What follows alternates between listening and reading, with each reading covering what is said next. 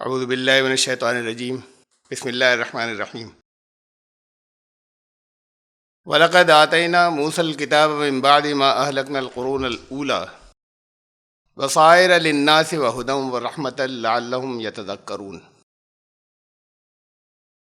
سورہ القصص کی آیت نمبر 43 سے درس آج کا شروع ہو رہا ہے، اور ہم نے موسیٰ کو کتاب دی اس کے بعد کہ بہت سی نسلیں گزر چکی تھی، ہلاک ہو چکی تھی بہت سی بستیاں اس سے پہلے والی۔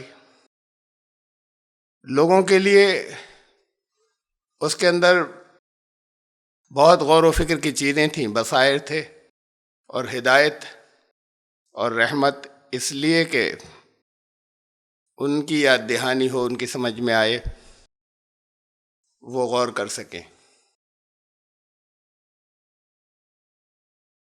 یہ حضرت موسیٰ علیہ السلام کا واقعہ اس سے پہلے بیان ہوا، فرعون ہلاک ہوا۔ اس کے بعد یہ فرمایا ہے کہ اور پہلے بہت بستیاں ہلاک ہو چکی، بہت زمانے گزرے، بہت سی بستیاں ہلاک ہوئیں۔ یہ کتاب حضرت موسیٰ علیہ السلام کو اس کے بعد دی گئی، اور اس کتاب میں اللہ کی طرف سے ہدایت تھی، روشن چیزیں تھیں، رحمت تھی۔ وَمَا كُنْتَ بِجَانِبِ الْغَرْبِيِّ إِذْ قَضَيْنَا إِلَىٰ مُوسَى الْأَمْرَ وَمَا كُنْتَ مِنَ الشَّاهِدِينَ۔ اور تم اس وقت ویسٹرن سائڈ، مغربی جانب نہیں تھے جب موسیٰ کے لیے ہم نے یہ طے کیا اپنا امر، اور تم اس وقت وہاں موجود نہیں تھے کہ گواہی دیتے اس بات کی جو لوگ وہاں تھے۔ مغربی جانب یہ حضرت موسیٰ علیہ السلام کا جو کل سفر تھا، مصر سے چلے تھے، صحرائے سینا میں تھے، اس کے بعد پھر مدین پہنچے، مدین، پھر وہاں سے واپسی ہوئی، کوہ طور پر صحرائے سینا میں ان کو بلایا گیا، وحی نازل ہوئی، اور پھر مصر میں واپس آئے۔ تو یہ اتنا ایریا تھا ان کا جس میں ان کا سفر ہوا تھا۔ اس میں یہ ویسٹرن سائڈ کے اندر مغربی جانب مصر ہے، تو یہ اشارہ اس وقت کا ہے، قَضَيْنَا إِلَىٰ مُوسَى الْأَمْرَ، کہ جب ہم نے طے کیا کہ موسیٰ کے لیے اپنا امر کریں۔ دیکھیے، امر کے بارے میں نے بتایا تھا آپ کو کہ امر اللہ کا وہ ہوتا ہے جو محسوس شکل میں سامنے نہیں آیا ہو، لوگوں کو نظر نہ آیا ہو، لوگوں کو محسوس نہ ہو۔ وہ اللہ کا نظام جو پیچھے سے چلتا ہے، جب وہ محسوس شکل میں آتا ہے تو وہ عالم خلق ہو جاتا ہے، تب لوگ دیکھتے ہیں اسے۔ تو حضرت موسیٰ علیہ السلام پر کوئی وحی نہیں آئی تھی، اس کا مطلب یہ نہیں ہے۔ ہمارے بہت سے مفسرین نے اس کا مطلب یہ سمجھا کہ جب ہم نے حضرت موسیٰ کو وحی بھیجی، تو یہاں امر کا ذکر ہے۔ اس قضینا، جب یہ بات طے کر لی کہ موسیٰ کی طرف ہم، یہ عالم امر کی بات ہے کہ وہاں یہ طے کر دیا گیا کہ حضرت موسیٰ یہاں سے نکل کر جائیں، مصر سے نکل جائیں کچھ عرصے کے لیے، کچھ سالوں کے لیے۔ تو پھر وہاں ان کے ہاتھ سے ظلم اور زیادتی روک رہے تھے، ایک شخص مر گیا۔ معلوم یہ ہوا، وہاں خبر یہ آئی کہ ان کے قتل کے منصوبے بن رہے ہیں۔ وہاں مشورہ دیا گیا کہ فوراً نکل جاؤ یہاں سے، تو وہ وہاں سے مصر کو چھوڑ کر نکل گئے۔ تو یہ اللہ کا امر تھا کہ وہ جو کچھ حالات پیش آئے، ورنہ ایک گھونسا مارا تھا وہ مرتا نہیں، مارنے کی نیت سے نہیں مارا تھا، وہاں سے نکالنا تھا، یہ اللہ کا امر تھا، کوئی وحی نہیں تھی۔ تو رسول اللہ صلی اللہ علیہ وسلم سے کہا جا رہا ہے کہ یہ حالات، یہ چیزیں، یہ واقعات تمہیں بتائے گئے کہ تم تو وہاں موجود تھے نہیں۔ یہ وحی کے ذریعے یہ ثبوت دیا جا رہا ہے، اور یہ آیات جو وحی نازل ہوئی رسول اللہ صلی اللہ علیہ وسلم پر، قرآن میں جو جگہ جگہ کہا گیا، حضرت نوح علیہ السلام کا واقعہ بیان کرنے کے بعد کہا گیا کہ یہ غیب کی خبروں میں سے ہیں، ذالک من انباء الغیب نوحیہ الیک، یہ غیب کی خبروں میں سے ہیں، تم نہیں تھے وہاں، ہم نے تمہارے اوپر وحی نازل کی، اس کے ذریعے بتا دیا کیا کیا پیش آیا تھا حضرت نوح کے زمانے میں۔ پھر بہت سے نبیوں کے بارے میں، بہت سے انبیاء کے قصوں، داستانیں، پچھلے واقعات بیان کرنے کے بعد یہی کہا گیا۔ حضرت مریم علیہ السلام کا واقعہ بیان کیا، جب ان کو حضرت زکریا نے اپنی سرپرستی میں لیا تھا، تب یہی کہا گیا کہ تم تو وہاں تھے نہیں، یہ غیب کی خبریں ہیں جو ہم نے تمہیں بتائی ہیں،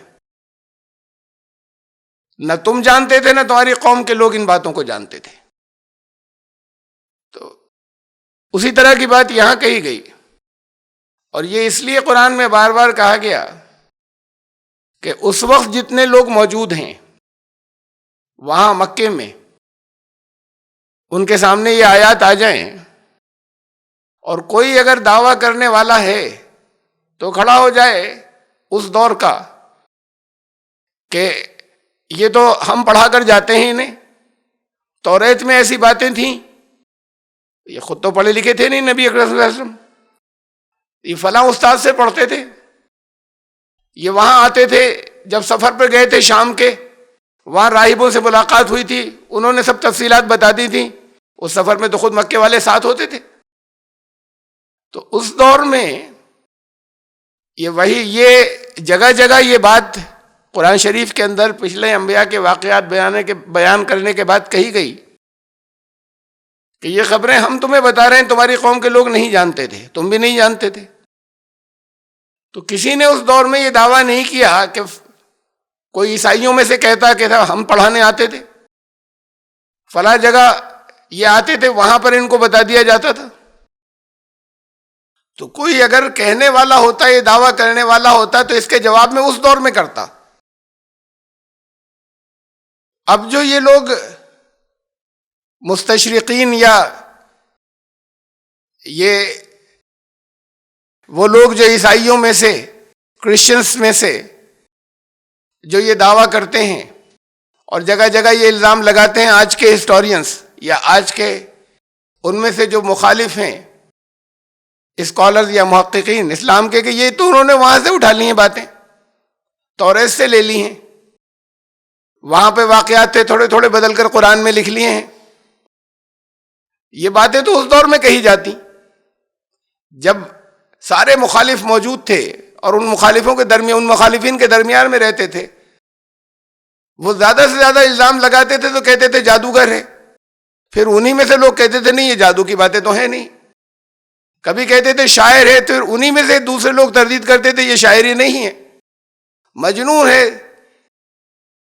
پھر آپس میں ہی انہی میں سے جو سمجھ والے تھے وہ کہتے تھے کہ نہیں کہا جا سکتا اس کے اوپر کہ ان کے اوپر کوئی جنوں کا سایہ ہے، مجنون ہیں، بہکے ہوئے ہیں، بالکل نہیں ہے، کوئی یقین ہی نہیں کرے گا ہم یہ الزام لگائیں گے تو۔ اور یہ بھی آپس میں کرتے تھے کہ یہ الزام لگانا ہے، اور الزام کوئی لگا نہیں پاتے تھے، آپس میں ہی بحثیں ہوتی تھیں اور دوسرے رد کر دیتے تھے کہ یہ الزام نہیں چلے گا۔ اب یہ وحی میں بار بار اس کا تذکرہ اس لیے کیا گیا کہ تم وہاں نہیں تھے جب یہ سب کچھ پیش آیا، اور ہم نے تمہیں وحی کے ذریعے بتایا ہے کہ اگر کوئی رد کرنے والا ہے تو اس دور کا رد کرتا ہے، یہ آج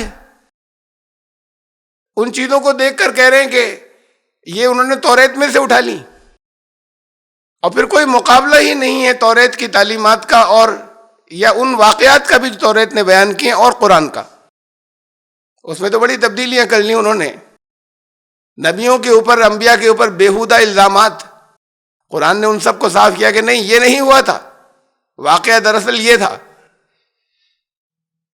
تو دونوں کی تعلیمات کو کوئی دیکھے تو فوراً سمجھ جائے گا کہ اس کے اندر صاف ستھری کیا بات ہے، نقل کرتے وہاں سے تو پھر اس طرح کی بےہودہ چیزیں یہاں پر آتی۔ اس مقصد سے یہ جگہ جگہ یہ اشارے قرآن میں دیے گئے ہیں کہ یہ خبریں نہ تمہیں معلوم تھیں، یہ باتیں جو بیان کی گئیں تاریخ کی، نہ تمہاری قوم کے لوگوں کو معلوم تھیں۔ جب اللہ نے یہ طے فرمایا کہ حضرت موسیٰ یہاں سے چلے جائیں، اب مصر کو چھوڑ کر چلے جائیں، تو تم وہاں موجود نہیں تھے، وہاں اور لوگ تھے. وما کنت من الشاہدین، گواہ اور تھے وہاں، تم وہاں پر نہیں تھے. یہ خبر تم تک کیسے پہنچی؟ تو یہ اس بات کا ثبوت ہے کہ یہ اللہ کا کلام ہے، اور اللہ نے اور ہم تمہارے اوپر یہ نازل کر رہے ہیں، اور ہم تمہیں ان واقعات کی صحیح صحیح تصویر پیش کر رہے ہیں تمہارے سامنے. وَلَٰكِنَّا أَنشَأْنَا قُرُونًا فَتَطَاوَلَ عَلَيْهِمُ الْعُمُرُ، لیکن اس کے بعد سے حضرت موسیٰ سے یہاں تک تو بہت نسلیں پیدا ہو چکی ہیں، بڑا لمبا زمانہ گزرا. اتنا اور اتنا عرصہ گزر گیا، تم کیسے جان سکتے تھے؟ تم اس کے بعد وہاں پہنچے مدین. وما کنت ثاویا فی اہل مدین، تم وہاں بھی نہیں ٹھہرے ہوئے تھے. وہاں کے بارے میں بھی تفصیلات بتائیں کیا کیا ہوا تھا. وہ لڑکیاں پانی بھرنے آئی تھیں اور پھر ان کی مدد کر دی تھی. پھر ان کے والد نے بلایا، پھر ان میں سے والد نے ایک اپنی لڑکی سے نکاح کر دیا، وہاں ٹھہرے 10 سال وہاں رہے. تو تم اس وقت وہاں بھی تم تو تھے نہیں وہاں. صدیاں گزر گئیں، بڑا لمبا عرصہ گزرا. اس کے بعد ہم یہ تفصیلات بتا رہے ہیں. تو یہ وحی کے ذریعے ہیں، کوئی اور تمہارے پاس سورس نہیں تھی کہ تم جان سکتے. تتلو علیہم آیاتنا، وہاں تو تم کوئی جیسے اس وقت تمہارے اوپر وحی نازل ہو رہی ہے، وہاں تو تھے نہیں کہ تم وہاں تمہارے اوپر اس وقت وحی کوئی نازل ہو رہی ہو کہ تلاوت کر رہے ہو لوگوں کے اوپر. وَلَٰكِنَّا كُنَّا مُرْسِلِينَ، لیکن ہم جیسے رسول پہلے بھیجتے رہتے تھے، ان پر وحی نازل کرتے تھے، ایسے ہی تمہارے اوپر اب وحی نازل ہم نے کی ہے.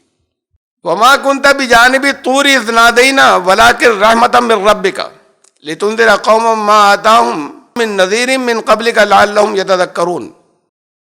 اور اس سے پہلے یہ ان واقعات میں حضرت موسیٰ علیہ السلام کی سملیرٹیز اور مشابہت کی طرف بھی اشارہ ہے. یہ جو یہاں جو چند باتیں کہہ کر کے تم موجود نہیں تھے، دیکھو یہ پیش آیا تھا، تم گواہ نہیں تھے. رسول اللہ صلی اللہ علیہ وسلم کی بھی زندگی کا چراغ گل کر دینے کی سازشیں کی گئیں. اس وقت حکم ہوا کہ اب تم ہجرت کر جاؤ، اب مکے چھوڑ کر چلے جاؤ مدینے.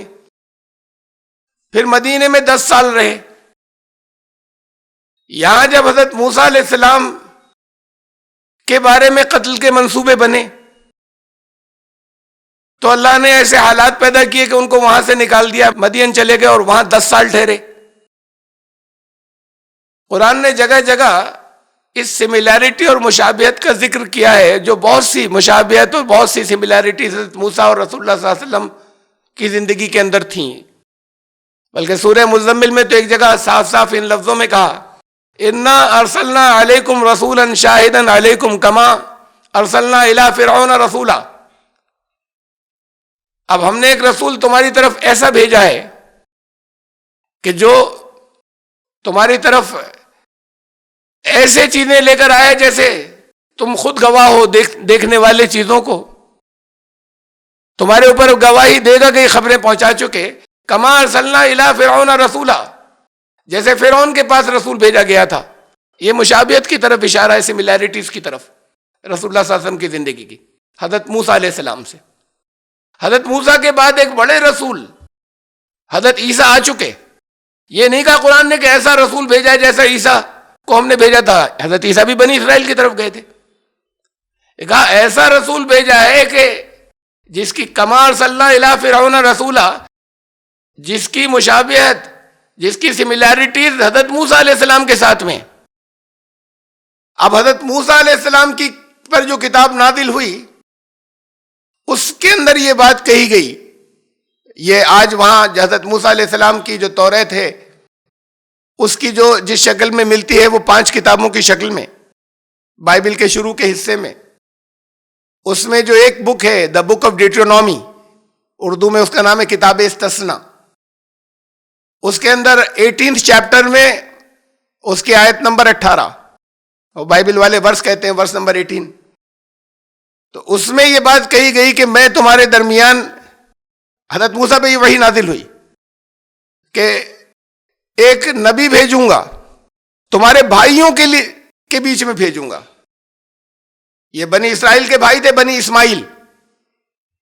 حضرت ابراہیم علیہ السلام کے 2 صاحبزادے، ایک حضرت اسماعیل اور ایک حضرت اسحاق، حضرت اسحاق کے بیٹے حضرت یعقوب کے بیٹے حضرت یوسف، اور پھر اس نسل کے اندر آگے جانے کے بعد پھر بہت نبی آئے یہ، اور ایک حضرت اسماعیل کے بعد پھر بہت لمبے زمانے کے بعد رسول اللہ صلی اللہ علیہ وسلم آئے، اس نسل میں اور کوئی نہیں آیا۔ تو اب یہ ایک بنی اسماعیل دو صاحبزادوں سے جو چلے، اور یہ بنی اسرائیل تھے جو اس نسل سے چلے ہیں، حضرت اسحاق اور حضرت یعقوب کے بعد جو نسل چلی یہ بنی اسرائیل تھے۔ تو ان کو کہا کہ میں ان کے لیے ایک نبی پر بھیجوں گا اور نبی برپا کروں گا ان کے بھائیوں میں سے، یعنی ابھی تک نبی آتے، یہ جو نبی آتے رہیں گے بنی اسرائیل کے اندر، اور پھر ایک نبی آئے گا بنی اسماعیل کے اندر، ان کے بھائی انہی جیسا۔ تو یہ سملیرٹیز کی جو بات کہی، ان جیسا ایک نبی بھیجوں گا میں، لائک انٹو دی، تم جیسا ایک نبی میں بھیجوں گا۔ تو یہ بات توریت میں کہی گئی تھی کہ ایک نبی آئے گا جس کی سملیرٹیز اور مشابہت حضرت موسیٰ پہ وہی آئی تھی کہ تم جیسی ہوگی، اور وہ آئے گا بنی اسماعیل میں۔ تو یہ بات توریت میں آ چکی تھی، اس کو قرآن نے دہرایا کہ یہ رسول آ گیا ہے تمہارے پاس جو ویسا رسول ہے جو جیسے موسیٰ کو بھیجا گیا تھا فرعون کے پاس۔ حضرت عیسیٰ کا نام نہیں لیا کہ ان سے مشابہت ہے۔ اب زندگی میں سملیرٹیز اور مشابہت حضرت نبی اکرم صلی اللہ علیہ وسلم کی حضرت موسیٰ سے تھی، حضرت عیسیٰ سے نہیں تھی۔ حضرت عیسیٰ علیہ السلام بغیر باپ کے پیدا ہوئے، رسول اللہ صلی اللہ علیہ وسلم اور حضرت موسیٰ دونوں کی نارمل پیدائش تھی ماں باپ سے۔ حضرت عیسیٰ علیہ السلام کو اللہ نے اٹھا لیا، ان کی موت ہوگی۔ رسول اللہ صلی اللہ علیہ وسلم کی حضرت موسیٰ علیہ السلام کی فطری اور نارمل موتیں ہوئیں۔ حضرت عیسیٰ کی زندگی میں بے پناہ مخالفت ہوئی، چند ان کے ساتھی حواری تھے، اور باقی لوگ ان کے اوپر جو ایمان لانے والے بھی تھے وہ ڈھکے چھپے رہتے تھے۔ حضرت موسیٰ کے ساتھ ایک بڑی قوم نکلی، نافرمانیاں کرتی رہتی تھی، لیکن پھر وہ جب کوئی اگر سزا دیتے تھے تو سزا مانی جاتی تھی، پھر ان کی بات سنتے تھے، اور بڑے لمبے عرصے تک ان کے ساتھ میں ڈیزرٹس میں، اور پھر ان کے انتقال تک ان کے ساتھ وہ پوری قوم رہی۔ ایک انقلاب تھا پورا جو برپا کیا، اور پھر آخر میں پھر بنی اسرائیل کو حضرت موسیٰ کے فوراً بعد حکومت و سلطنت ملی۔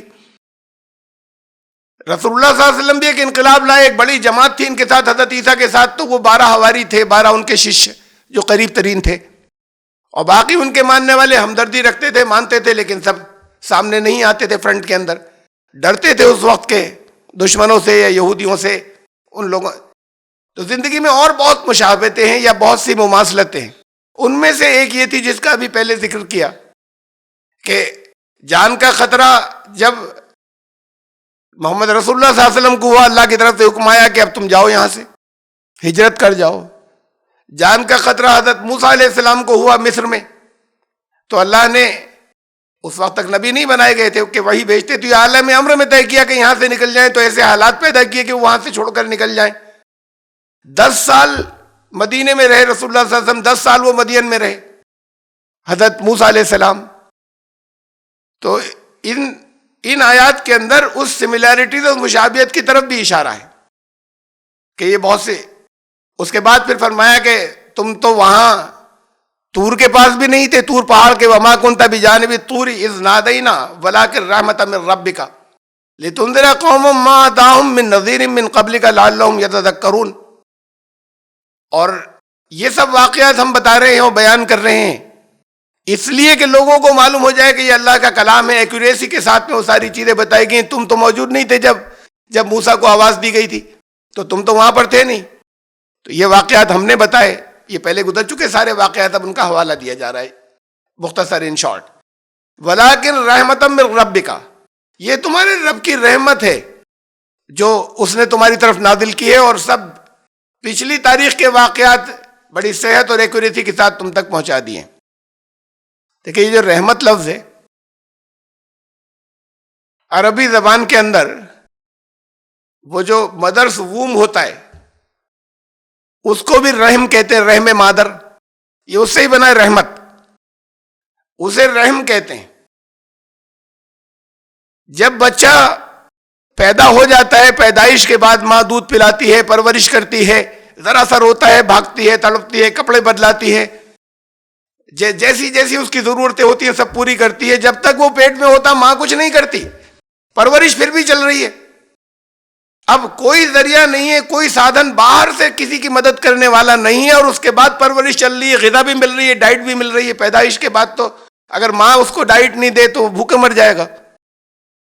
اس کا سارا نرشمنٹ چل رہا ہے, گروتھ چل رہی ہے. یہ رحم کے اندر بغیر کسی دوسرے کے اس کا کوئی, اب دوسرے کی مدد کیے بغیر کسی اور کے اس کی جو ہیلپ چل رہی ہے, اس حصے کو رحم کہتے ہیں. اور اسے رحمت کہتے ہیں کہ کوئی اور ادھر ادھر سے کوئی ساتھ نہیں دے رہا, براہ راست اللہ کی طرف سے جو پرورش چل رہی ہے, بچایا جا رہا ہے, اس کے احسان آ رہے ہیں, یہ رحمت کہلاتی ہے. وَلَٰكِن رَحْمَةً مِّن رَبِّكَ, یہ تمہارے رب کی طرف سے رحمت تمہارے اوپر نازل ہوئی. لِتُنذِرَ قَوْمًا مَّا أَتَاهُم مِّن نَّذِيرٍ مِّن قَبْلِكَ, اور یہ اس وجہ سے کہ اب تم اس قوم کی طرف جاؤ جہاں بہت عرصے سے کوئی ڈرانے والا نہیں آیا, حضرت اسماعیل کے بعد سے, کہ ان کے پاس کوئی نذیر جو ہے تم سے پہلے نہیں آیا اس قوم کے اندر. حضرت اسماعیل علیہ السلام کے بعد پھر وہاں لوگ ٹھہر گئے تھے, اس کے وہاں پھر اور آگے حضرت اسماعیل کی اولادیں چلی, بنی اسماعیل تو وہ ہوئے. دیکھیے حضرت ہاجرہ کو حضرت ابراہیم علیہ السلام وہاں چھوڑ کر آئے, حضرت اسماعیل بہت چھوٹے سے تھے. وہاں کچھ لوگ قافلہ آ رہا تھا, وہ رک گیا, بستی چل پڑی. وہ لوگ قوم اسماعیل تو بن گئے جب حضرت اسماعیل کو نبی بنایا گیا, بڑے ہو کر, جوان ہو کر. لیکن بڑے ہو کے جوان ہو کے اب حضرت اسماعیل کی اولادیں ہوئیں. وہ اولادیں اور وہ نسل جو آگے چلی, بنی اسماعیل تو یہ کہلائیں گے, ان کی نسل. وہ جو آ کر بس گئے تھے وہ حضرت اسماعیل نبی کی قوم تو ہوئے, جن کی طرف وہ, جن کے لیے اگر اللہ نے جب ان کو نبی بنایا تو وہ پیغام لے کر, وہ پیغام ان کو پہنچاتے تھے نبوت کا. لیکن وہ ان کی نسل میں سے نہیں تھے جو باہر سے آ کے وہاں بس گئے تھے. مکہ آبادی بڑھتی رہی, حضرت اسماعیل کی نسل تو اب بات کو چل رہی ہے ان کی اولادوں سے. تو بنی اسماعیل اس وقت نہیں تھے جن کی طرف کوئی نبی آیا ہو. یہ رسول اللہ صلی اللہ علیہ وسلم کی پیدائش بنی اسماعیل میں ہوئی. تو ایک آپ تم مکے کے لوگ بنی اسماعیل میں سے تھے, حضرت اسماعیل کی نسل میں سے. کہا کہ یہ وہ لوگ ہیں جن کی طرف کوئی نبی نہیں آیا, تو حضرت اسماعیل بھی نہیں آئے تھے, یوں سمجھ لیجئے, اس لیے کہ ان کی نسل تو بات کو چلی ہے. وہاں جو لوگ تھے یہ مکے والے ان کی نسل میں سے نہیں تھے, یہ بنی اسماعیل حضرت اسماعیل کی نسل میں سے تھے. تو اس کے اندر اس سے پہلے کوئی نبی نہیں آیا تھا, حضرت اسماعیل کو بھی نہیں مانا جائے گا کہ ان کی طرف بھیجے گئے تھے. تو یہ فرمایا کہ تاکہ تم اب جا کر ان لوگوں کو وارننگ دو اور انہیں ڈراؤ کہ تم سے پہلے جن کے پاس کوئی نذیر اور کوئی وارننگ دینے والا نہیں آیا, شاید ان کی ریمائنڈر ہو جائے اور یاد دہانی ہو جائے. یہ رحمت تمہارے اوپر اس وجہ سے ہے. وَلَوْلَا أَن تُصِيبَهُم مُّصِيبَةٌ بِمَا قَدَّمَتْ أَيْدِيهِمْ فَيَقُولُوا رَبَّنَا لَوْلَا أَرْسَلْتَ إِلَيْنَا رَسُولًا فَنَتَّبِعَ آيَاتِكَ فَنَكُونَ مِنَ الْمُؤْمِنِينَ. اور اگر ایسا نہیں ہوتا کہ انہی کے ہاتھوں کی کمائی سے جو مصیبتیں ان کے اوپر آتی ہیں وہ اس عذاب میں اپنے ہاتھوں کی کمائی سے گرفتار ہو جاتے, اگر ایسا نہیں ہوتا, اور پھر وہ یہ کہتے کہ فَيَقُولُوا رَبَّنَا لَوْلَا أَرْسَلْتَ إِلَيْنَا رَسُولًا, اور یہ فریاد کرتے کہ ہمارے پاس رسول تو بھیج دیا ہوتا. یعنی یہ جو گمراہی کے اندر لوگ تھے اور ان پر عذاب نازل کر دیا جاتا. تو اگر ایسا نہیں ہوتا کہ اس پر وہ الزام دیتے کہ ہمارے پاس ہدایت تو بھیجی ہوتی, ہمیں کوئی بتانے والا تو ہوتا, تب عذاب دیا جاتا.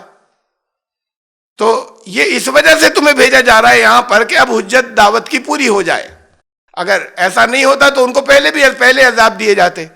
فَنَتَّبِعَ آيَاتِكَ, وہ کہتے کہ ہم آتا کوئی تو ہم اتباع کرتے, ہم انوسرن کرتے, ہم انوپالن کرتے اس ہدایت کا.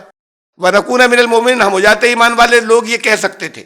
قرآن نے یہ بات بہت سے مقامات پر کہی ہے کہ ہم کسی بستی کو اس وقت تک ہلاک نہیں کرتے جب تک وہاں پر حجت پوری نہیں ہو جاتی دعوت کی, جب تک ان کے درمیان میں کوئی پیغام پہنچانے والا نہیں پہنچ جاتا, جب تک ان کے بیچ میں کوئی رسول نہیں آ جاتا, ہم عذاب بستی پر اجتماعی ہلاکت نہیں کرتے, ہم عذاب نازل نہیں کرتے. دیکھیے بعض اس میں سے بہت سے مقامات قرآن میں جگہ جگہ جو ہیں وہ یہ ہیں.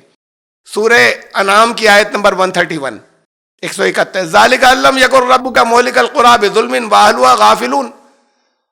یہ تمہارا رب کسی بستی کو ظلم کر کے ہلاک نہیں کرتا یہ جب تک اس کے باشندے غافل ہوں.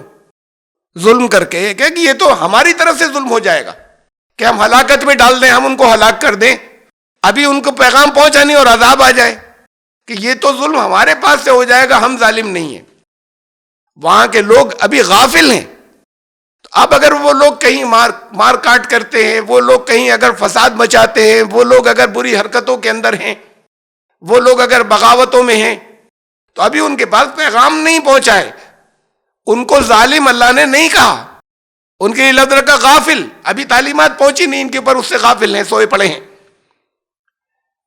آپ جن جن لوگوں کو یہاں ظالم کہتے ہیں, یہ اللہ کی فہرست میں ظالم نہیں کہلاتے جب تک ان کے اوپر دعوت کی حجت پوری نہیں ہو جائے. وہ چاہے جتنی مار کاٹ کرتے ہوں کہیں پر, چاہے جتنے فرقہ وارانہ کمیونل رائٹ فساد ایسے ہو جاتے ہوں کہ بڑے پیمانے پر وہ بہت ظلم کر رہے ہیں, جسے آپ کہتے ہیں ظلم کر رہے ہیں, اللہ کے کلام کی اصطلاح کے اندر وہ ظالم نہیں ہیں. جب ان کے اوپر دعوت کی حجت پوری ہو جائے کہ حق تو یہ ہے, اور حجت پوری ہونا ایسے کہتے ہیں کہ ان کے فہم, ان کی دعوے کو دعوت نہیں کہتے کہ صاحب یہ تھا حق, ہم نے کہہ دیا تم سے, کیوں مان لیں آپ کی بات ہو. انہوں نے, آپ کسی خاص گھر میں پیدا ہوئے ہیں اس لیے آپ اسے مانتے ہیں, اور آپ نے جا کے کہہ دیا ست یہ ہے. وہ جس فیملی میں پیدا ہوئے وہاں ست کچھ اور بتایا گیا, انہیں آپ کی کیوں مانے. جب تک جا کر ایسے نہ سمجھائیں کہ ان کے دل میں اتر جائے کہ بات تو انہیں کی ٹھیک ہے. اب بھی اگر زیادتیاں کرتے رہتے ہیں, اگر زیادتیاں نہیں کریں تو عذاب نہیں آتا. پھر ان کو جو کچھ نہیں مانا, کفر کیا, آخرت میں سزا ملے گی. لیکن اس کے بعد بھی اگر وہ زیادتیاں کرتے رہے جنہیں آپ ظلم کہہ رہے ہیں, تب اللہ کا عذاب آئے گا ان کے اوپر. عذاب اس وقت تک نہیں آئے گا جب تک دعوت کی حجت ان پر پوری نہیں ہو جائے گی. وہ ظالم نہیں ہیں, ظالم وہ ہیں جنہوں نے پیغام نہیں پہنچایا.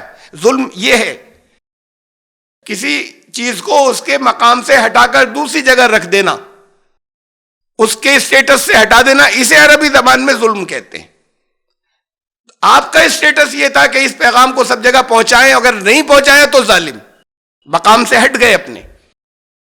تو یہ غافل ہے اللہ کی اصطلاح کے اندر. کہا کہ یہ ہمارے پاس سے ظلم ہو جائے گا اگر ہم ان کے اوپر عذاب بھیج دیں, تو عذاب سارے وہ آپ کے اوپر آ رہے ہیں, ساری دنیا میں آ رہے ہیں اس وقت. اگر کہیں زلزلے آتے ہیں تو مسلمانوں کے علاقوں میں آتے ہیں, سیلاب آتے ہیں تو مسلمانوں کے علاقوں میں آتے ہیں, قحط پڑتے ہیں تو مسلمانوں کے علاقوں میں پڑتے ہیں. تو یہ جگہ جگہ جو اجتماعی ہلاکتیں چل رہی ہیں, کہا کہ یہ اللہ کی نظر میں, اور اللہ نے جگہ جگہ اس بات کو قرآن میں واضح کر دیا ہے کہ ہم کسی بستی کو اس وقت تک ہلاک نہیں کرتے جب تک وہاں کے لوگ ظالم نہ ہوں. اور ہلاک یہ ہو رہے ہیں جگہ جگہ, اجتماعی ہلاکتیں جسے کہتے ہیں. تو یہ بات بہت غور کرنے کی ہے, اور قرآن کی اصطلاحوں کو, ٹرمینالوجیز کو سمجھنے کی ضرورت ہے.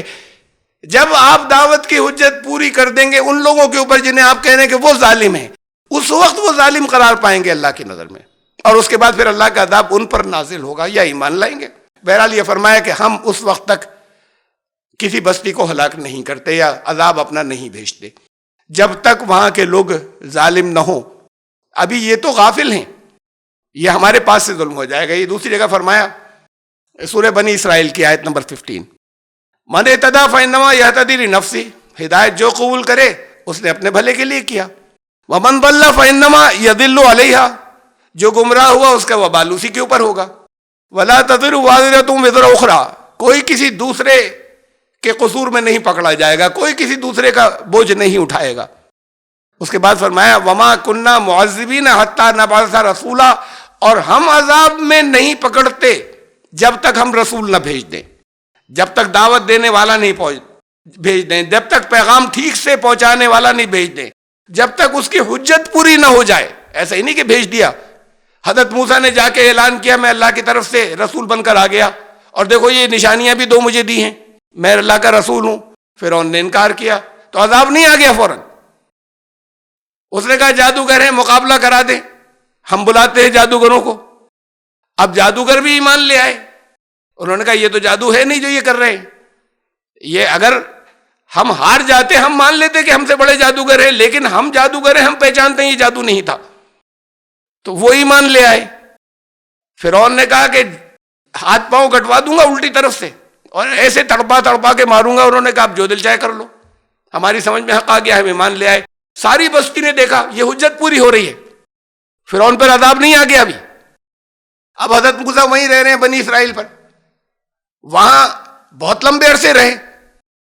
حضرت فرعون سے کہا کہ بنی اسرائیل کو ہمارے ساتھ بھیج دو، ان پر ظلم کر رہے ہو، زیادتیاں تم کر رہے ہو، انہیں ہمارے ساتھ بھیج دو، تم ہم لے جاتے ہیں یہاں سے ان کو۔ نہیں جانے دیا۔ پھر چھوٹے چھوٹے عذاب، وہ چھوٹے چھوٹے عذاب بھی تھے جس سے پوری بستی چیخ پڑتی تھی، بہت سے بار بار آئے۔ اب یہ بڑا لمبا عرصہ گزرا ہے، ہر بار وہ فرعون و آل فرعون کہتے تھے حضرت موسیٰ کو بلا کر کے اپنے رب سے کہہ کے ہٹوا دو، ہم ایمان لے آئیں گے، یا ایمان نہیں بھی لائیں گے تو انہیں جانے دیں گے بنی اسرائیل کو تمہارے ساتھ۔ وہ عذاب ہٹ جاتا تھا، یہ پھر اپنے وعدے سے مکر جاتے تھے۔ ابھی فرعون ہلاک نہیں کیا گیا، یہ حجت پوری ہو رہی ہے لگاتار۔ ایسا نہیں ہوتا کہ جا کے کہا کھٹ سے اور ان کا یہ، اب اللہ کی نظر میں وہ ایسے ہو گئے کہ اب حجت پوری ہو گئی، بڑا اچھا بڑا لمبا عرصہ گزرا ہے۔ وہاں کہا گیا نماز قائم کرو، تم مسجد نہیں بنانے دیتے نا، اپنے گھروں کو مسجد بنا لو۔ تو بنی اسرائیل کے اندر حضرت موسیٰ علیہ السلام نے اس کا ارینجمنٹ کیا۔ تو یہ برسوں گزرے ہیں حضرت موسیٰ کو وہاں پر بنی اسرائیل کے درمیان میں وہاں پر رہتے ہوئے اور فرعون کی بستی میں رہتے ہوئے، آل فرعون کے درمیان میں۔ اور پھر یہ ہوا کہ جب حضرت موسیٰ بنی اسرائیل کو لے کر نکلے اور اس نے پیچھا کیا، اور وہاں جا کے وہ فرعون کو ہلاک کر دیا گیا اور آل فرعون کو۔ تو حجت پوری ہونے اس میں وقت لگتا ہے، ایک زمانہ ایک گزرتا ہے، کچھ برس گزرتے ہیں، جہاں بار بار بار بار ایک بار نہیں ثابت ہو جائے کہ حق یہ تھا تم جھوٹے ہو، اور اس کے بعد بھی زیادتیاں کر رہے ہو، ستا رہے ہو۔ اگر زیادتیاں نہیں کر رہے ہوتے تو پھر ان کو آخرت میں اللہ کا عذاب ہوتا، یہاں نہیں پکڑے جاتے، لیکن ساتھ میں پھر اس کے بعد یہ اب وہ ظالم قرار پائے۔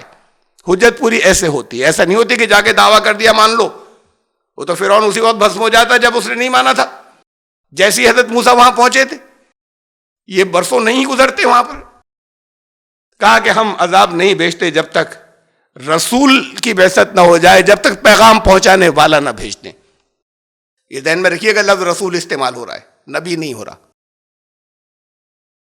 نبی اور رسول میں اور جو کوئی فرق ہے وہ اپنی جگہ پر۔ قرآن نے لفظ نبی صرف ان کے لیے استعمال کیا جو انسان تھے اور جن کی طرف اللہ نے ڈائریکٹ براہ راست وحی بھیجی فرشتے کے معرفت، وہ تو تھے نبی۔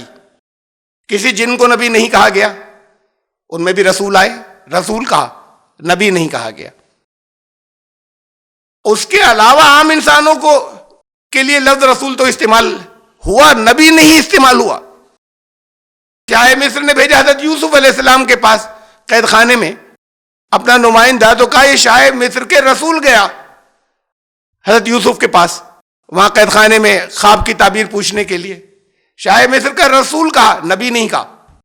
تو نبی تو صرف وہ ہوتا ہے کہ جس کے اوپر اللہ کی طرف سے وحی نازل ہوتی ہے لوگوں کو خبر پہنچانے کے لیے، اور رسول کسی بھی نمائندے کو کہا جا سکتا ہے، اللہ کے نمائندے بھی رسول، شاہ مصر کا نمائندہ شاہ مصر کا رسول، اور آپ رسول کے رسول۔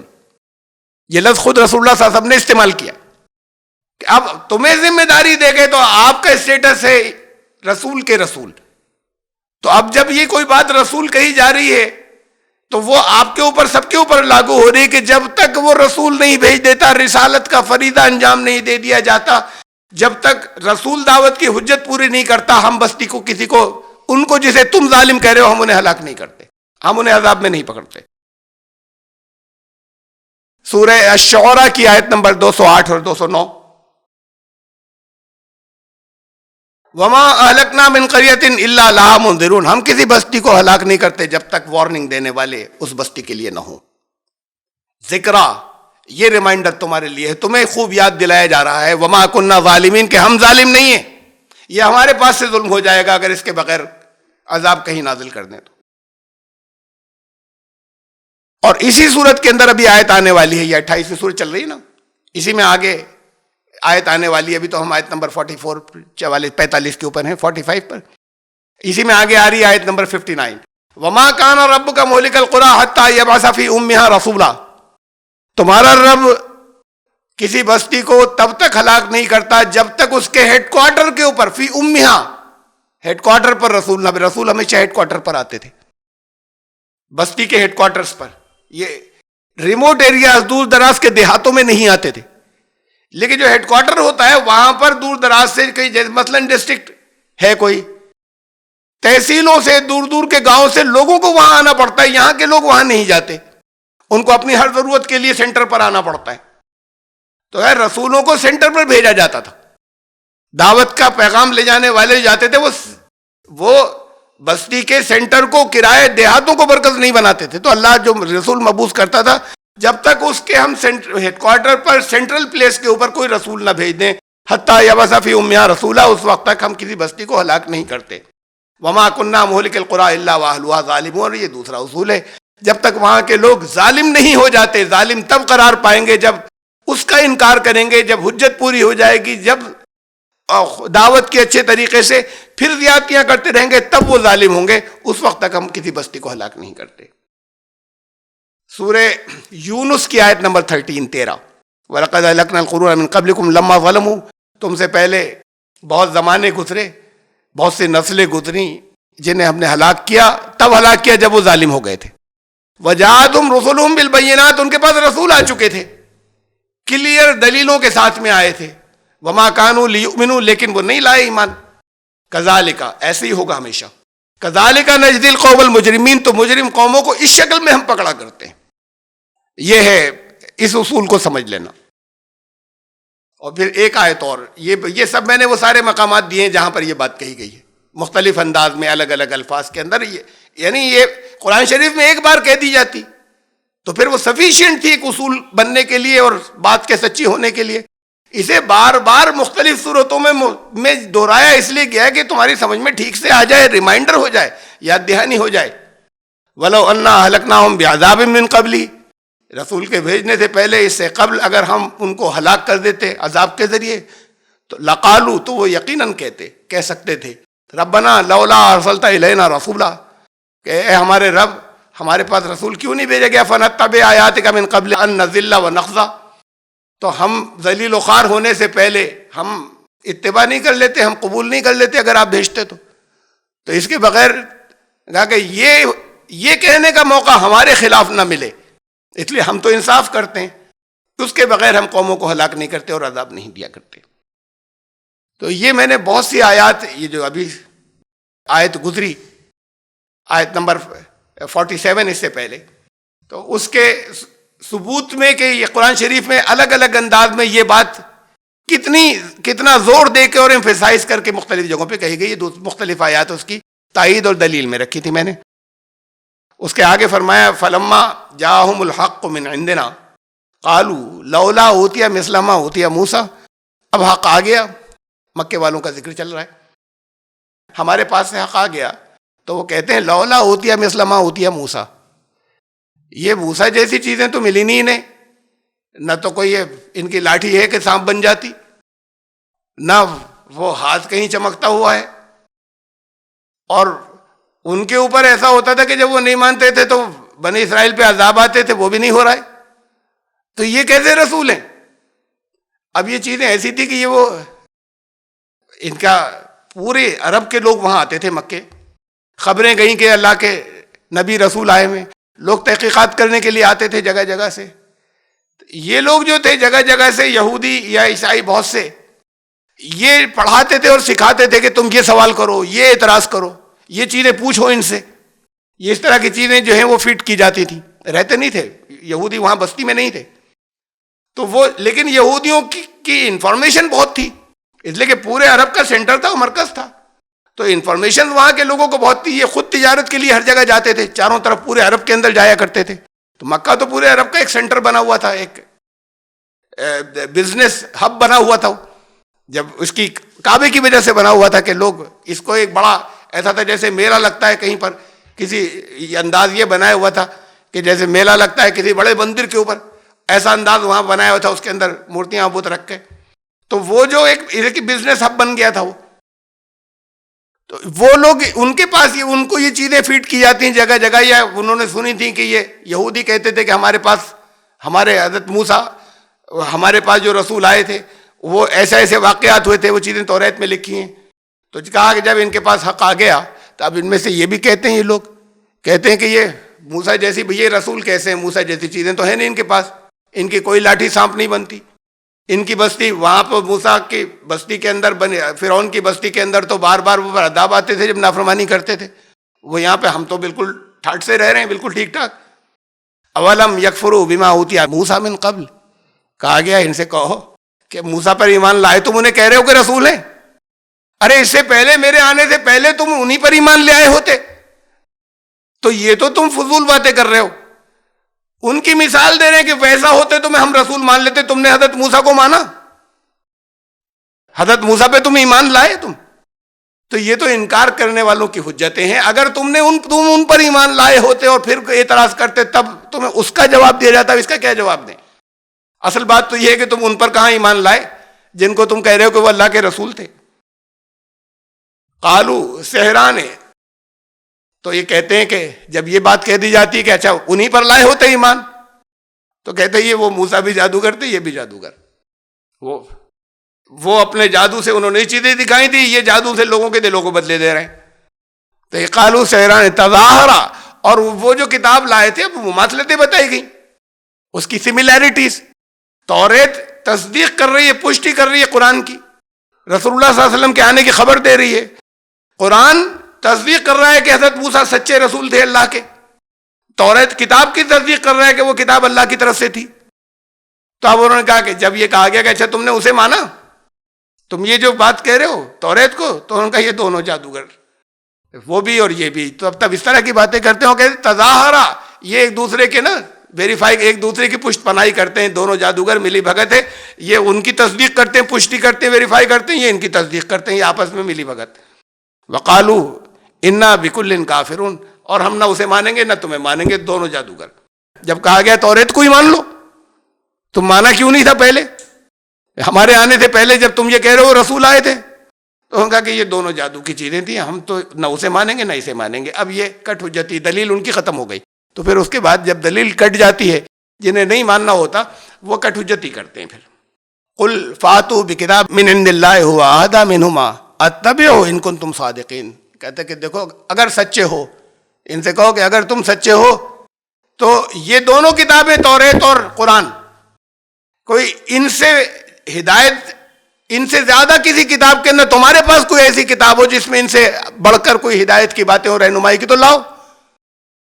بھئی راستہ دکھانے والی، صحیح راستہ دکھانے والی کتابیں توریت میں بہت سی تبدیلیاں ہو جانے کے باوجود توحید خالص ساری باقی ہے.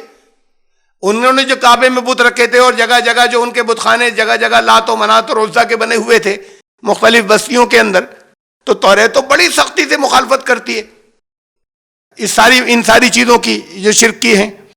کہا آج بھی یہ، اور بلکہ اس میں نہیں ہے انجیل میں، انجیل کے انٹرپریٹیشن یا اس کی جو توجیحات ہیں وہ تو ایسی کر لی ہیں انہوں نے کہ حضرت عیسیٰ جو ہے خدا کے بیٹے.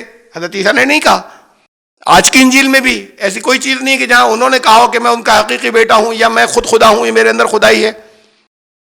لیکن یہ کہ توریت میں تو بہت زیادہ صاف انداز میں بار بار، وہاں پر تو شرک کی سزا موت ہے، شرک کی سزا قتل ہے توریت کے اندر. آج بھی کہا کہ قل فاتوا بکتاب من عند اللہ هو اہدی منہما.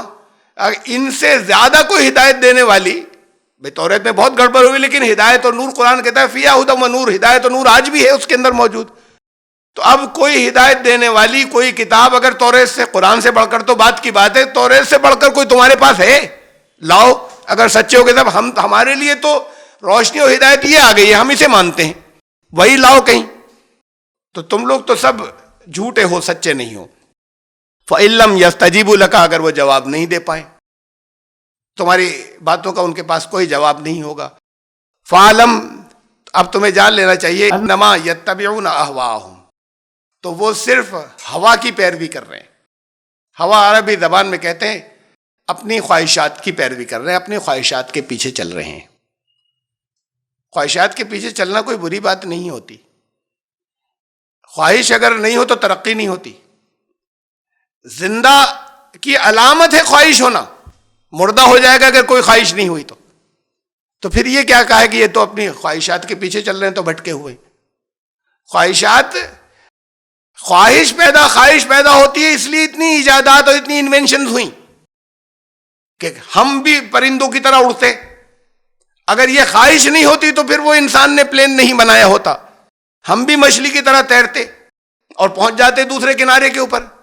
یہ تمنا نہیں ہوتی تو پھر انسان شپس نہیں بنا پاتا. تو یہ جو سب کچھ کرتا چلا گیا، یہ خواہش ہی تو ہوتی ہے، اور جو بے پناہ بڑھ جاتی ہے. پھر سائنٹسٹ بس یہ میں کر کے دکھا دوں اور پھر چیزیں ڈسکور ہوتی ہیں. جب تک کوئی نہیں ڈھونڈتا ڈسکوریز نہیں ہوتی، ایجادات نہیں ہوتی، تلاش ہوتی ہے.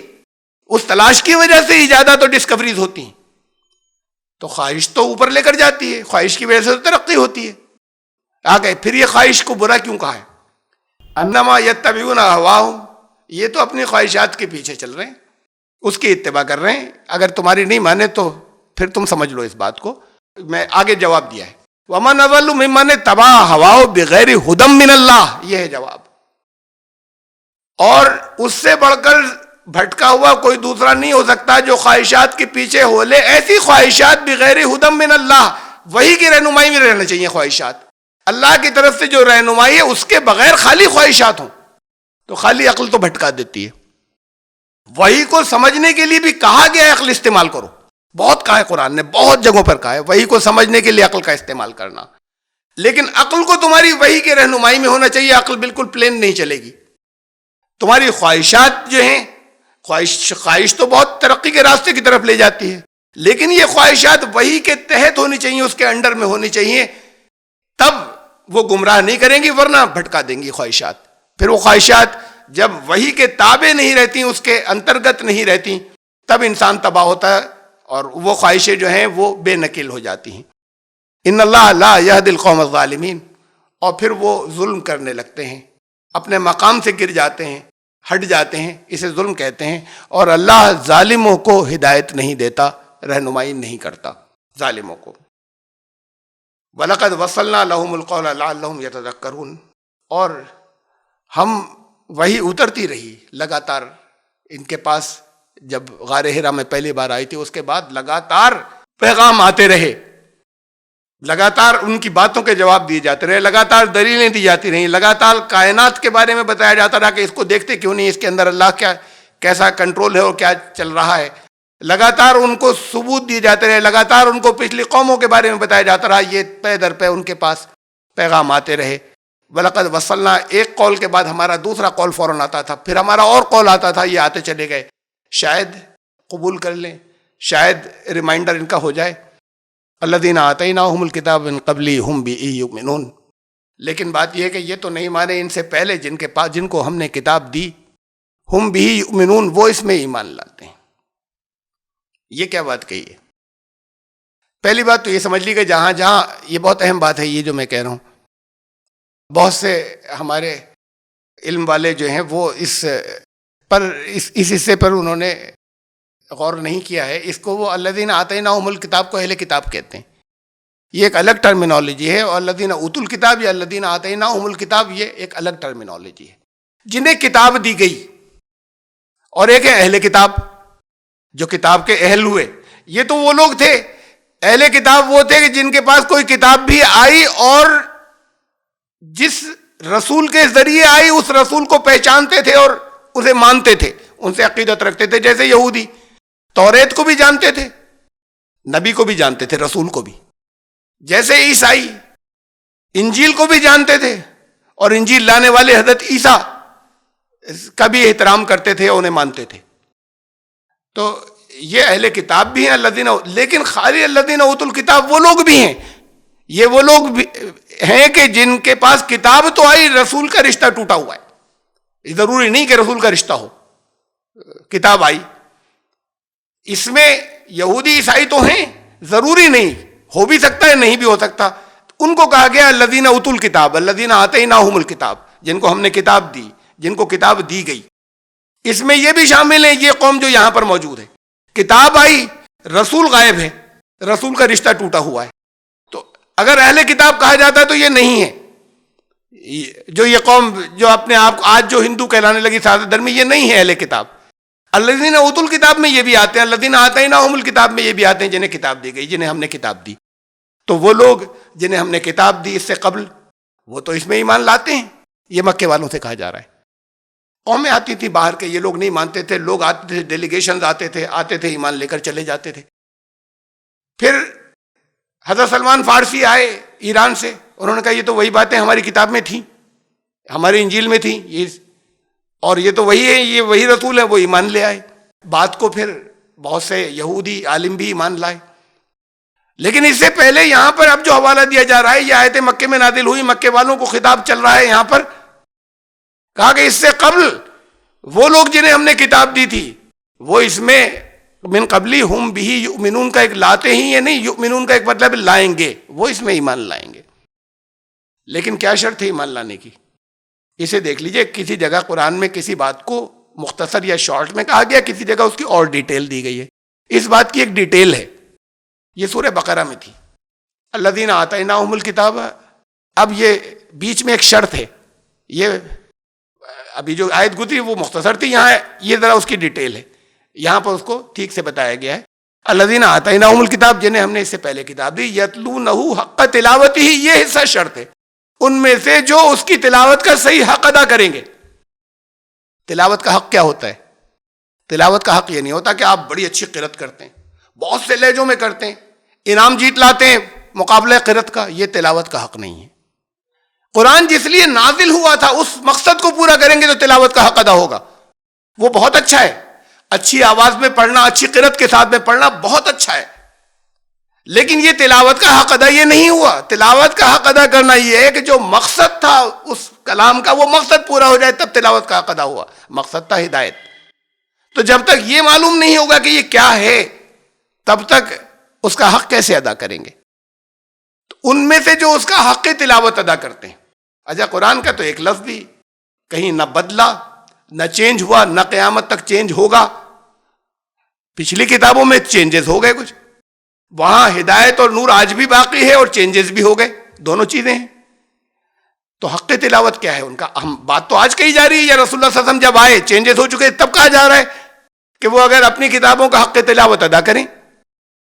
تو حق تلاوت کیا ہے؟ حق تلاوت یہ ہے کہ اس میں جو سچ، یہ ان کی کتابوں کا حق تلاوت آج بھی یہ ہے، حضور صلی اللہ علیہ وسلم کے زمانے میں بھی یہ تھا، توریت اور انجیل کا حق تلاوت، کہ اس کی صحیح تعلیمات کو مانیں، ملاوٹوں کو ہٹا دیں.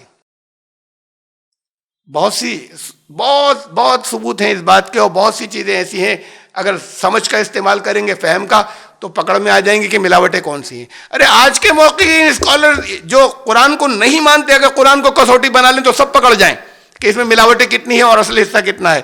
قرآن کو نہیں مانتے، اس کے باوجود انہوں نے بہت سا حصہ نکال کے الگ کر دیا کہ یہ سب ملاوٹیں. عقل کا استعمال کریں گے، دیکھیں گے، غور کریں گے تو آتا ہے سمجھ میں نا.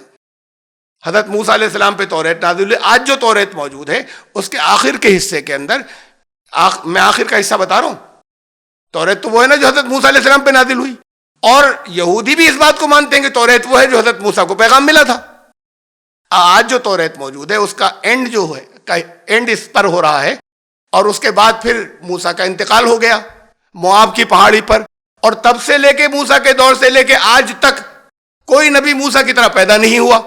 یہ حضرت موسیٰ پہ نازل ہوا ہے. یہ تو بہت زمانے بعد کے کوئی آدمی ہے جس نے جوڑا اس کو، کہ موسیٰ کا انتقال ہوا، پھر وہ موآب کی پہاڑی کے اوپر دفن ہوا، اور پھر موسیٰ سے لے کے آج تک کوئی نبی موسیٰ کی مانند پیدا نہیں ہوا آج تک. تو یہ تو کسی نے بات کو جوڑا ہے. یہ حضرت موسیٰ پہ نازل ہونے والی وحی کے الفاظ نہیں ہے کہ ان کے انتقال سے لے کے آج تک کوئی نبی ویسا پیدا نہیں ہوا. تو یہ تو کامن سینس سے معلوم ہو جائے گا. اس کے لیے کسی قرآن کو کسوٹی بنانے کی ضرورت تھوڑی ہے. ایسے ہی چیزیں اس کے اندر، ان کتابوں کے اندر، مثلا حضرت عیسیٰ علیہ السلام کی انہوں نے وہ دے رکھی ہے جینولوجی، شجرہ کہتے ہیں نا کہ یہ ان کے باپ وہ تھے، ان کے باپ وہ تھے، ان کے باپ وہ، ان کے نسل جو چلی آ رہی ہے، فیملی ٹری. تو اب حضرت عیسیٰ علیہ السلام کی کہ 4 انجیلیں جو آج ملتی ہیں، حضرت عیسیٰ پہ تو جو نازل ہوئی ایک انجیل تھی، یہ 4 کیسی؟ ارے اسے چھوڑیے، وہ 4 الگ الگ ناموں سے ہیں. متی کی انجیل، لوقا کی انجیل، مرقس کی انجیل، یوحنا کی انجیل. the gospel of Saint Matthew, the gospel of Saint Mark, the gospel of Saint Luke, the gospel of Saint John. ہم تو پوچھتے ہیں عیسائیوں سے کہ وہ the gospel of prophet Jesus, حضرت عیسیٰ کی انجیل کدھر ہے؟ اس کی تو تم نے خود ٹائٹل پہ لے رکھا ہے، متی کی انجیل، یوحنا کی انجیل، مرقس کی، آپ خود چھاپ رہے ہو ان کی انجیلیں، حضرت عیسیٰ کی کدھر ہے؟ بہرحال اب یہ 4 انجیلیں ہیں اس وقت جو چھپتی ہیں. ان 4 میں سے 2 میں ان کا فیملی ٹری یا شجرہ لکھا ہوا ہے حضرت عیسیٰ علیہ السلام. دونوں ایک دوسرے سے ڈیفرنٹ ہیں، دونوں ایک دوسرے سے بہت مختلف ہیں. تو پھر یہ جو شجرے ایک دوسرے سے مختلف ہیں، یہ عقل نہیں کہتی کہ تم نے گڑا ہوا ہے. یہ حضرت عیسیٰ پر نازل ہونے والا کلام نہیں ہے، شجرہ تو کوئی دوسرا لکھ رہا ہے. اگر نبی پر یہ شجرہ نازل ہوا ہوتا تو وہ سچا ہوتا. اور یہ جو 2 جگہ تمہاری انجیلیں ہیں، یہ دونوں جو ہیں وہ ٹیلی کرتے ایک دوسرے سے. قرآن کہتا ہے کہ قرآن کے اللہ کا کلام ہونے کا ایک ثبوت بہت بڑا یہ ہے کہ اس میں تمہیں 2 آیتوں کے اندر کہیں آپس میں کنٹرڈکشن یا تضاد یا ٹکراؤ نہیں ملے گا. یہ تو میں ہوں کہ آج کچھ کہا، اب سے کچھ عرصے کے بعد بھول جاتا ہوں کیا کہا تھا، ممکن ہے اس کے خلاف کچھ کہہ دوں. تو یہ تو انسان کرتا ہے کہ بھول جاتا ہے، کچھ اور کہہ دیتا ہے، کبھی جان بوجھ کر کبھی بھول کر. اللہ کے کلام میں تھوڑی ہو سکتا ہے کہ جب 23 سال کے اندر وہی نازل ہوئی، 23 سال پہلے جو کچھ کہا تھا وہ بھول گئے تھے، اب کچھ اور کہہ دیا اس کے خلاف. اس کا ایک لو کان من عند غیر اللہ الا وجدوا فیہ اختلافا کثیرا، اگر یہ غیر اللہ کی طرف سے ہوتا تو تمہیں اس کے اندر بڑے کنٹرڈکشن ملتے، بڑے تضاد ملتے. یہ ثبوت ہے اس کا اللہ کی طرف سے ہونے کا کہ تمہیں قرآن کی کوئی 2 آیتیں آپس میں کنٹرڈکٹری، تضاد، ورودہ بھاس اس کے اندر نہیں ملے گا، ایک دوسرے کے وپریت نہیں ملیں گے. تو حق تلاوت یہ ہے، حق تلاوت یہ ہے کہ اس کی صحیح تعلیمات کو مانیں، جو اس میں سے ملاوٹ ہٹا دیں. اور سب سے زیادہ اس کا ایکوریٹ طریقہ تو یہ ہے کہ قرآن ایک کسوٹی ہے، مہیمن، محافظ، اس سے ٹیلی کر لو، جتنی چیزیں خلاف ملیں گی وہ ملاوٹیں ہیں. تو جب تک وہ ملاوٹیں والے حصے کو ہٹا کر اس کی صحیح تعلیمات کو نہیں، ان میں سے جو لوگ الذین آتیناہم الکتاب، ہم نے جنہیں پہلے اس سے کتاب دی، یتلونہ حق تلاوتی، اس میں سے جو اس کی تلاوت کا حق ادا کرتے ہیں، اولئک یؤمنون بہ، وہ اس میں ایمان لائیں گے. یہ بہت اہم بات ہے جو قرآن نے کہی، اور مختلف الفاظ میں قرآن میں اور بہت سی جگہوں پر کہی ہے. وہ ایمان لائیں گے. قرآن نے بتا دیا کہ جو حق تلاوت اپنی جو وید کی صحیح تعلیمات پر ایمان لائیں گے، ان کو قرآن کے اندر بھی ایمان لانا ہے. جو انجیل کی صحیح تعلیمات میں ایمان لائیں گے ملاوٹوں کو چھوڑ کر، ان کو قرآن پر ایمان لانا ہے. جو توریت کی صحیح تعلیمات پر آج بھی جس حالت میں توریت موجود ہے، یہ حق تلاوت اس کا ادا کرنا ہے. جو اس کی صحیح تعلیمات کو مانیں گے ملاوٹوں کو ہٹا کر، وہ قرآن میں ایمان لائیں گے. یہ قرآن نازل کرنے والے نے بتا دیا ہے. یہ بہت سی اور دوسری جگہوں پہ بہت صاف اور بہت واضح انداز کے اندر بتایا، اس سے زیادہ واضح انداز کے اندر بھی بتایا بعض جگہوں، سورہ مائدہ کے اندر. وقت ہو گیا ہے اور پھر آئندہ زندگی رہی تو ہم آیت نمبر 52 تک پہنچے. لیکن اس آیت کو، اور یہ 2 آیتیں میں جلدی اس کا صرف ترجمہ میں پڑھ دیتا ہوں. وَإِذَا يُتْلَى عَلَيْهِمْ قَالُوا آمَنَّا بِهِ إِنَّهُ الْحَقُّ مِنْ رَبِّنَا. یہ جب وہ لوگ اپنی کتابوں کے راستے سے، جو جن کے اوپر پہلے کتاب آئی تھی، جب آئیں گے، اپنی کتابوں کا حق تلاوت ادا کرنے کے بعد جب آئیں گے، وَإِذَا يُتْلَى عَلَيْهِمْ، جب یہ قرآن ان کے اوپر تلاوت ہوگا، جب اسے سنیں گے، قَالُوا آمَنَّا بِهِ، کہیں گے اس پہ تو ہم ایمان پہلے ہی لاتے تھے، ہم اس پہ ایمان لائے. إِنَّهُ الْحَقُّ مِنْ رَبِّنَا، ہمارے رب کے پاس سے یہ سچ آیا ہے. إِنَّا كُنَّا مِنْ قَبْلِهِ مُسْلِمِينَ، ہم تو پہلے ہی مسلم تھے. ارے یہی تو ہم مانتے تھے، یہ ہمارے یہاں تھا. ہم بھی مورتی پوجا نہیں کرتے تھے، منع کیا گیا تھا. ہم بھی بت پرستی نہیں کرتے تھے، منع کیا گیا تھا. ہم بھی مانتے تھے کہ یہ پرلوک ہے، صحیح ہو، یہ آواگمن کا چکر نہیں ہے، یہ تو ہماری کتاب میں تھا پہلے سے، ہم مانتے تھے. ہم تو پھر پہلے ہی سے مسلم تھے. جس حالت کے اندر جو چیز ایک نبی کے آنے سے پہلے یا دعوت پہنچنے سے پہلے کسی کے پاس ہو، اور وہ پوری ایمانداری کے ساتھ میں اس میں ایمان لانے کی کوشش کرتا ہو، تو وہ اللہ کیا مسلم گنا جاتا ہے. رسول اللہ صلی اللہ علیہ وسلم کی بعثت سے پہلے جو لوگ موجود تھے، بہت چند لوگ رہ گئے تھے جو یہ کہتے تھے کہ ہم حضرت عیسیٰ پر ایمان لاتے ہیں، اور کوشش کرتے تھے ان کی تعلیمات ڈھونڈنے کی، اور ان کو کہا گیا، رسول اللہ صلی اللہ علیہ وسلم نے کہا یہ وہ سچے لوگ تھے، یہ وہ لوگ تھے جو اپنے وقت کے ایمان لانے والے لوگ تھے. رسول اللہ صلی اللہ علیہ وسلم کی بعثت سے پہلے وہ جو لوگ تھے، وہ ایسے 4 ایمان لانے والوں کا تذکرہ ملتا ہے کہ وہ جیسی بھی تعلیمات تھی حضرت عیسیٰ کی، وہ پوری کوشش کر کے ایمانداری سے اسے مانتے تھے. تو پھر وہ مومن تھے اپنے وقت کے. پھر رسول اللہ صلی اللہ علیہ وسلم آ گئے، پھر بہت واضح طور پر وحی آ گئی. جس نے نہیں مانا وہ ایمان نہیں لایا. لیکن ان سے پہلے اگر عمل بھی اچھے ہوں, کسی گمراہی میں مبتلا نہیں ہو, ان تک اگر کوئی وہی تعلیم پہنچی ہو, اسے مانتے ہو, تو وہ ایمان لانے والوں میں شمار ہوتے ہیں اس وقت تک. رسول اللہ صلی اللہ علیہ وسلم کے والد کا انتقال آپ کی پیدائش سے پہلے ہو گیا. حضرت عبداللہ زندگی میں کبھی بے پناہ, ہر برائی سے بچنے والے, عورتیں ان کو دعوت دیتی تھیں گناہ کی, وہ تو عام تھا گناہ, وہاں نظریں جھکا کر نکل جاتے تھے, سب تاریخ میں ہے موجود. سب سے زیادہ شرم و حیا والے, کسی طرح کی بت پرستی چاروں طرف پھیلی ہوئی تھی, کعبے میں بت موجود تھے, کبھی زندگی کے اندر شرک کے قریب نہیں پھٹکے, ساری چیزیں موجود, توحید پر پیغام نہیں پہنچائے, اپنی فطرت کے ساتھ میں ان سب چیزوں پہ عمل کرتے ہیں, انہیں کہتے ہیں کافر تھے. وہ انہیں یہ بھی کہتے ہیں, یہ بھی روایتوں کے اندر روایت داخل ہو گیا کہ وہ جہنم میں جلیں گے. ارے جن تک پیغام نہیں پہنچا, یہ اللہ کے پاس سے ظلم ہو جائے گا, وہ جہنم میں جلیں گے. انہیں کافر کیسے کہیں گے؟ اگر ان تک پیغام پہنچتا, وہ نہیں مانتے تو کافر ہو جاتے. وہ لوگ تو ایمان والے ہوں گے جو رسول اللہ صلی اللہ علیہ وسلم سے ذرا سا پہلے تھے اور کوشش کر کے جو کچھ ان کو ملتا تھا اس پر عمل کرتے تھے, وہ تو ایمان والے ہو گئے. اور رسول اللہ صلی اللہ علیہ وسلم کے والد جن کی صاف ستھری زندگی تھی اور اپنے فہم, اپنی عقل سے, اپنی غور و فکر جو ان تک پہنچا تھا, شرک سے دور, بت پر ان ساری چیزوں سے دور, اور اعمال بھی سارے اچھے, وہ گئے جہنمی ہیں, وہ جہنم میں جلیں گے. اللہ نے روک دیا, اپنی والدہ کی قبر پہ مت جانا, والد کی قبر پہ مت جانا, اس لیے کہ وہ جہنمی ہیں, وہ کافر تھے. کیسی کیسی باتیں آ گئی ہمارے یہاں. ان پر جب یہ آیات تلاوت کی جاتی ہیں, کہتے ہیں ہم ان پہ ایمان لائے, یہ حق ہے ہمارے رب کی طرف سے, ہم تو پہلے ہی مسلم تھے, یہی باتیں تو تھیں جو مانتے تھے, اب زیادہ صاف ستھری آ گئیں, اب ہم اس پر لے آئے, یہی حق ہے. اولئک یؤتون اجرہم مرتین, ان کو دگنا اجر ملے گا. ایک پہلے جو کوشش کر رہے تھے صاف ستھری زندگی جینے کا, وہ, اور بما صبروا, ثابت قدم بھی رہے, لوگ مخالفت کرتے تھے, ڈٹے رہے. وَيَدْرَؤُونَ بِالْحَسَنَةِ السَّيِّئَةَ, وہ اچھائیوں سے برائیوں کو دور کرتے تھے. وَمِمَّا رَزَقْنَاهُمْ يُنْفِقُونَ, خرچ بھی کرتے تھے جو ان کے پاس آتا تھا, غریبوں کی ان کی ہمدردی بھی کرتے تھے. وَإِذَا سَمِعُوا اللَّغْوَ أَعْرَضُوا عَنْهُ, ان کے یہ سب صفات تھی ان کے اندر, تو وہ تو پہلے ہی اللہ کے ان کو دگنا اجر ملے گا. وہ کہا وہ بھی مومن شمار ہوں گے, وہ بھی مسلم شمار ہوں گے, خالی ان کا دعویٰ نہیں ہے. جب لغو بات, فضول باتیں ان کے پاس سے ہوتی ہیں, بچ کر نکلتے تھے.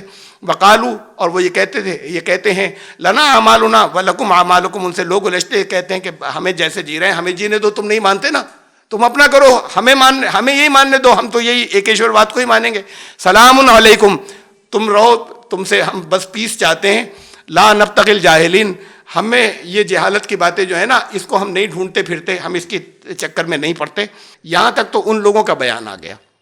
اس کے بعد پھر جو اگلی بات ہے, بہت اہم بات ہے, انشاءاللہ اس کے بعد پھر اگر زندگی رہی تو آیت نمبر 55 تک ہم پہنچے, 55 تک سورہ القصص کی.